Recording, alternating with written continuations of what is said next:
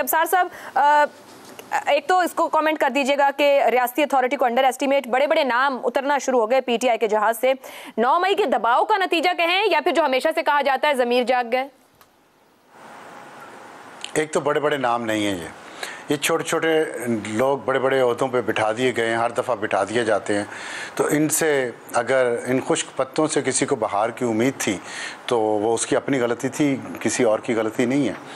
और मैं आपको एक बात सुनाऊं, जब मैं सहाफ़त में नया नया आया था ना, तो मेरे एक सीनियर थे और मैं रिपोर्टिंग शुरू की तो मैंने उनसे ऐसी बात कर रहा था कि मुझे क्या करना चाहिए क्या नहीं करना चाहिए। उसने मुझे साफ कहा, ये 1990 की बात है, उन्होंने मुझे साफ कहा, उन्होंने कहा कि इस्टेब्लिशमेंट की दोस्ती भी बुरी और दुश्मनी भी बुरी, लेकिन अगर कर सको तो दोस्ती ना करना। ये जो बात उन्होंने मुझे कही इतने पते की थी कि ये आज तक मैं आज 30 साल बाद भी सोचता हूँ तो मैं सोचता हूँ कितनी उन्होंने अच्छी बात की थी। दुनिया की तारीख़ में इस्टेब्लिशमेंट जहाँ की भी हो, किसी इदारे की हो, किसी मुल्क की हो, किसी रियासत की हो, किसी जगह की भी हो, इस्टेब्लिशमेंट जिसको बनाती है ना वो फिर उसको बेवफाई नहीं करने देती। आप जुल्फ़िकार अली भुट्टो देख लें, नवाज शरीफ देख लें, आप इमरान खान देख लें, जब आप आते ही पिछले दरवाजे से हैं तो पिछले दरवाजे से जो आपको अंदर लेके आते हैं ना, उन्होंने फिर आपको निकालने का रास्ता भी रखा होता है। तो ये तो जो खान साहब यकीन जिस बात पे करते थे ना कि एंड जस्टिफाइज द मीन, ये गलत थी उनकी सोच और उन्होंने गलत रास्ते का इंतखाब किया। उन्होंने इस्टेब्लिशमेंट को अंडर एस्टिमेट किया या नहीं किया, उन्होंने अपने आप को ओवर एस्टिमेट किया। उन्होंने सोचा मैं निज़ाम का लाडला हूँ, मेरे अंदर निज़ाम के अंदर मेरे इतने एजेंट हैं और जो सही हैं उनके एजेंट्स। लेकिन वक्त आया तो वो एजेंट्स जो थे वो अपने ज़ाती मफाद के असीर निकले। वो कौमी मफाद के लिए, अवामी मफाद के लिए इमरान खान के साथ नहीं थे, वो बुग़्ज़ मुआविया में इमरान खान के साथ थे, हुब्बे अली में नहीं थे। तो ये चीज़ अगर खान साहब को नहीं समझ आई तो ज़ाहिर है उन्हें समझ आने भी नहीं थी, क्योंकि वो ना पढ़े हुए उतने थे ना गुड़े हुए उतने थे जितने के जुल्फ़िकार अली भुट्टो और नवाज शरीफ थे। और तीसरी बात, इस खित्ते में अगर कोई ये समझता है कि इनकलाब आ जाएगा तो मैं ज़ाहिर है मेरा इतना तजर्बा नहीं है, लेकिन जितनी मैंने तारीख पढ़ी हुई है इस खित्ते में इनकलाब नहीं आएगा। इनकलाब पूरी दुनिया में भी आता है तो 100 साल लेता है। फॉर एग्ज़ाम्पल आखिरी इनकलाब पूरी दुनिया में जो आया है वो ईरान का इनकलाब था, उसको 40 साल हो गए। उससे पहले जो इनकलाब आया था दुनिया में वो चेयरमैन माओ का था 1947 में, और कितने साल लगे उन्हें उसको चलाते हुए। उससे पहले इनकलाब जो आया था वो 1917 का था, बोल्शेविक जो रशियन इनकलाब था। उससे पहले फ्रेंच रेवोल्यूशन आया था। तो ये देखे ना, ये 4 मैंने आपको इनकलाब गिनाए, ये 200-250 साल में आए हैं। तो आप पाकिस्तान में हर 10वें साल एक्सपेक्ट करते हैं कि एक बंदा आएगा वो इनकलाब ले आएगा, या इनकलाब कोई नहीं आना। एवोल्यूशनरी प्रोसेस के ज़रिए अगर हम तब्दीली लें, बेहतरी लें अपनी ज़िंदगियों में तो शायद ये बेहतर शायद हो सके। और इसका गुर सीख लिया पाकिस्तान पीपल्स पार्टी ने, पाकिस्तान मुस्लिम लीग ने और ANP ने और दूसरी छोटी जमातों ने जो सूबाई जमातें हैं।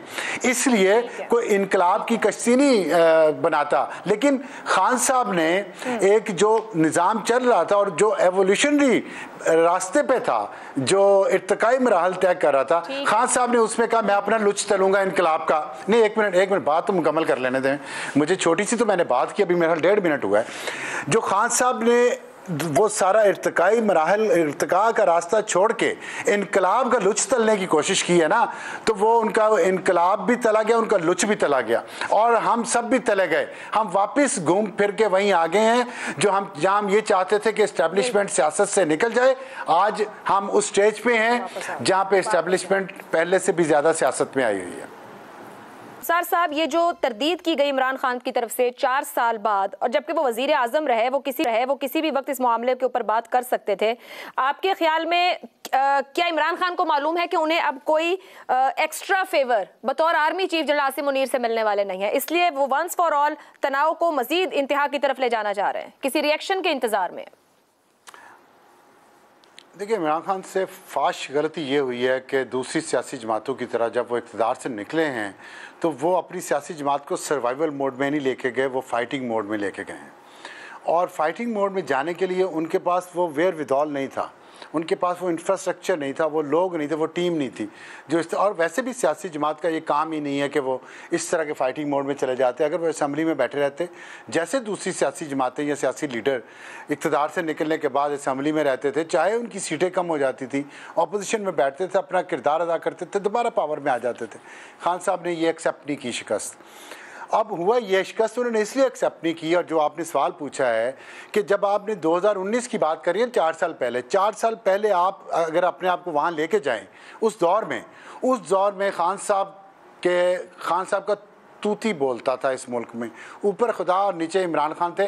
आपको याद है जनरल कमर जावेद बाजवा की कैसी कैसी प्यार भरी निगाहों की तस्वीरें आती थी अखबारात में और जारी की जाती थी, जिसमें उनकी तरफ देख रहे होते थे और बड़ा खुशी और अच्छा एक माहौल होता था। उस वक्त खान साहब को पता था कि 10 साल अगले तो उनके पास हैं, वो स्याह कर लें, वो सफ़ेद कर लें, उनको कोई नहीं पूछेगा।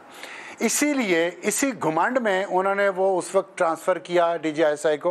किसी की वो बात बर्दाश्त नहीं कर रहे थे, वो एक फैशिस्ट की तरह हुकूमत कर रहे थे, क्योंकि उनको पता था कि अगले 10 साल तो मेरे हैं, मैं इनको हटाऊंगा, फिर फलाने को चीफ लेके आऊँगा, उनको एक्सटेंशन दूंगा, उनके बाद उनके 6 साल के बाद मैं फलाने को चीफ लेके आऊँगा, उसको 6 साल के लिए रखूँगा। तो प्लान तो ये था, उनका प्लान था, लेकिन अल्लाह का अपना एक प्लान था।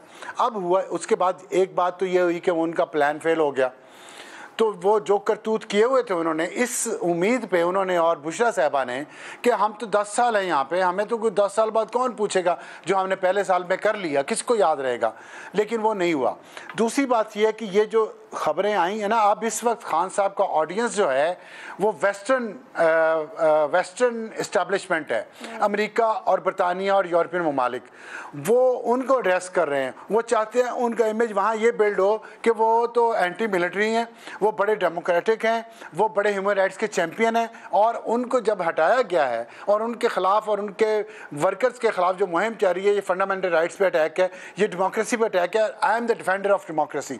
इसलिए जब डेली टेलीग्राफ ने उनसे ये बात ये बात की है और उससे सवाल पूछा, तो उन्होंने वहाँ डिनाई करना ये ज़रूरी इसलिए समझा है कि वहाँ पे उनके ऑडियंस को अच्छा मैसेज जाए, इसीलिए वो मुसलसल अपने आप को वहाँ पे एंटी मिलिट्री और प्रो डेमोक्रेसी साबित कर रहे हैं। लेकिन जब मैं आज ही उनका एक इंटरव्यू देख रही थी इंडिपेंडेंट को, जिसमें वो वजीर आजम को कठपुतली कह रहे हैं और साथ ही वो मुज़ाकरात भी चाहते हैं और कह रहे हैं किसी से भी करूंगा, आर्मी चीफ हो, एस्टेब्लिशमेंट हो। सियासी तौर पर सही सिमत का अंदाजा नहीं लगा पा रहे क्या? ये देखें, ये मुनाफकत है ना। मैं आपको जो बात कर रहे थे ना कि इंटरनेशनल ऑडियंस को ये मैसेज दे रहे हैं कि मैं प्रो डेमोक्रेसी हूँ, एंटी इस्टेब्लिशमेंट हूँ, लेकिन यहाँ पे ये कह रहे हैं मेरी स्ट्रगल ये है कि मैं सीरतुन नबी पे यूनिवर्सिटी बना रहा था और इसलिए मेरे खिलाफ ये हो गए हैं। अब ये बात वो इंटरनेशनल मीडिया पे क्यों नहीं कहते कि मैं सीरतुन नबी पे यूनिवर्सिटी बना रहा था, वहाँ कुछ और मैसेज, यहाँ पे कुछ और मैसेज। और ये जो आपने बात की है ना, देखें यही तो प्रॉब्लम है कि खान साहब एंटी इस्टेब्लिशमेंट नहीं है। वो चाहते हैं कि इस्टेब्लिशमेंट ने जिसको आज गोद लिया हुआ है उसको उतार के वो मुझे गोद में लें। ये लड़ाई है, इसलिए बार बार वो कहते हैं कि आर्मी चीफ मुझसे मैं बात करने के लिए तैयार हूँ। उन्होंने एक बार नहीं कहा हुकूमत से निकल के कि मैं सियासतदानों से बात करना चाहता हूँ, मैं सियासी जमातों से एक मिनिमम कॉमन एजेंडा डिस्कस करना चाहता हूँ, ये बात नहीं वो कर रहे हैं। दूसरी सियासी जमातें जब हुकूमत से निकलती थी तो वो हमेशा दूसरी सियासी जमातों से बात करना चाहती थी ताकि वो एस्टेब्लिशमेंट के लिए भी काबिल कबूल हो सके। यहाँ ये हो रहा है। ठीक है, सियासी इंजीनियरिंग हमेशा से होती आई है सार साहब, हमारे यहाँ कब हुआ कि ना हुई, लेकिन प्रॉब्लम यह है कि इमरान खान कह रहे हैं कि उनके हक में नहीं हो रही। ये जो अभी उन्होंने तरदीद की है, क्या पीपल्स पार्टी और नून लीग के लीडर्स की तरह वो अखबार के खिलाफ हत्क इज्जत का दावा दायर करेंगे? देखिए, पंजाबी कहते हैं जिन्ना खादियां गाजर ढिड होना दे पीड़। अगर कोई ऐसा है तो उन्हें फेस भी करना पड़ेगा और कर भी रहे हैं। लेकिन दिलचस्प बात यह है कि पिछले कई दिनों से वजीर आजम साहब और उनकी टीम DGISPR की ड्यूटी अंजाम दे के इस इशू के ऊपर लाजमी बयान देते हैं कि जी नहीं वो यूँ निकाला गया था और जनरल साहब को ऐसा हुआ था और इमरान खान चोर था तो उनके वो लाए तो फिर उसके बाद हटा दिया गया। तो मुझे हंसी आती है कि वो कहते हैं ना मुझे मारा मेरे मामू को मार। मतलब आप अपनी लड़ाई तो चूँकि हार चुके हैं और ऑपरेशन इमरान ख़त्म हो गए, ऑपरेशन अब शहबाज शरीफ शुरू हुआ है, तो आप उस लड़ाई को कन्वर्ट करना चाहते हैं जनरल साहब में और इमरान खान में, जो मैं समझता हूं कि कभी भी कहीं पे भी मुल्क के मुफाद में नहीं है। एक अपोजिशन लीडर जिसके पीछे अवाम की एक बहुत बड़ी तादाद खड़ी है और एक हमारी पाक फौज का सरबराह जिसकी हम दिल से इज्जत करते हैं। अगर आप उनके अंदर एक कॉन्फ्लिक्ट को मजीद बढ़ाते हैं बयानात के ज़रिए और मीडिया गेम के ज़रिए, मीडिया के अंदर उस चीज़ों को प्रमोट करके, तो आप मुल्क की खिदमत नहीं कर रहे, सिवाय इसके कि आपकी खाल सेफ हो गई, आपके जराइम छुप गए, आपके मामलात ख़त्म हो गए, आप वो एक ऐसी चीज़ जो अभी साबित नहीं हुई उसके ऊपर इतना ढंडोरा पीट दें कि जो आप पे साबित हुई हुई ये चीज़ें वो भूल जाएं।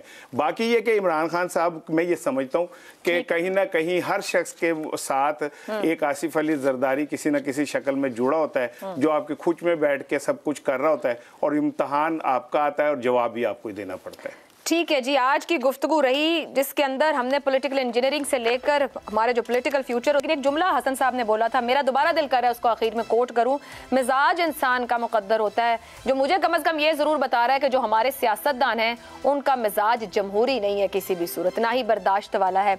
तो हम सब मिलकर कोशिश करते हैं कहीं ना कहीं आने वाले दिनों और सालों के लिए कि अपने आस पास इर्द गिर्द इज़्ज़त एहतराम और जमहूरी सोच रखने वाले इंसानों को परवान चढ़ाएं।